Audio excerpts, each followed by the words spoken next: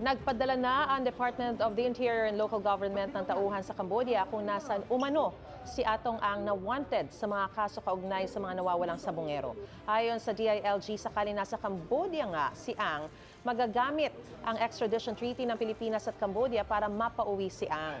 Bigong matuntuon si Ang sa 18 lugar na hinalughog ng mga otoridad nitong mga nakaraang linggo. Samantala, 2 beses sumanong may nagtangkang mag-areglo sa kaso ng 12 pulis na nadadawit din sa pagkawala ng mga sabongero.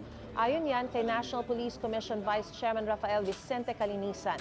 Una nagtangka umano si Atong Ang at nasundan daw ng isang local chief executive. Tumangging magbigay ng pahayag ang abogado ni Ang dahil nasa korte na ang kaso.